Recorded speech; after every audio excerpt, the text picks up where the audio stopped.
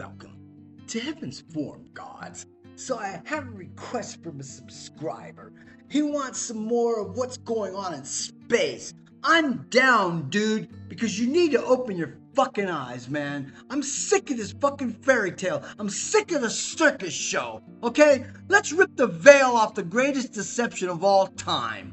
The lie of the International Space Station and the myth of satellites orbiting a spinning ball in space. I'm Jet, and I'm not here to debate. I'm here to obliterate this nonsense with logic so clean you prove it to yourself. First, let's start with the International Space Station fairy tale. They tell you there's a massive tin can the size of a football field floating through the vacuum of space at 17,000 miles per hour.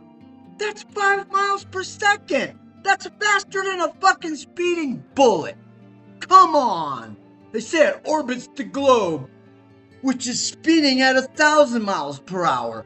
Well, that globe is orbiting the sun at 67,000 miles per hour, and the whole solar system is zooming through the galaxy at 400,000 miles an hour. And this space station just humming along up there, fragile as a soda can.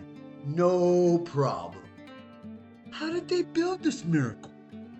They claim astronauts in clumsy spacesuits bolted it together piece by piece while moving at 5 miles per second in zero gravity, in deadly radiation, in temperatures swinging hundreds of degrees. No debris hits, no fatal malfunctions, no shattered panels. This fantasy tin can's been floating up there perfect as the day it was launched. Ask yourself, where's the real footage? Where's the uncut construction video? Where's the constant 24/7 feed that would prove its existence? Instead, we get cartoons, we get CGI, we get astronauts with fucking hair sticking up like they're underwater. Because they are! And training tanks. You've seen the bubbles, the harness glitches, the green screen fails. Now let's zoom out and look at the bigger lie. Satellites. They tell you there's over 6,000 satellites orbiting the Earth at various altitudes. All moving at thousands of miles per hour. All perfectly synchronized around the spinning globe, orbiting the sun, racing through the galaxy. And somehow, not one satellite collides. Not one is shredded by micrometeoroids or space debris. Not one fails catastrophically. Where are these satellites? Because they aren't up there orbiting in space. What they call satellites are high-altitude balloons. Massive, advanced balloons that float under the dome, far below the mythical space. Wake the fuck up.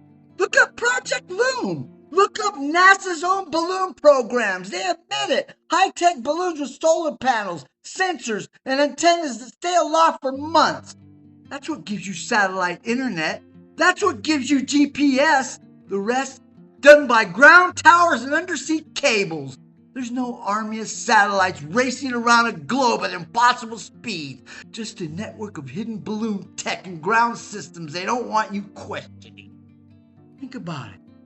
If you're under a dome 73 miles high, where exactly are these satellites supposed to be? You've got commercial planes at 7 miles, the so-called edge of space at 62 miles, satellites at hundreds or thousands of miles. No room for that in a contained system. They would be crashing into the dome, and the illusion would be shattered.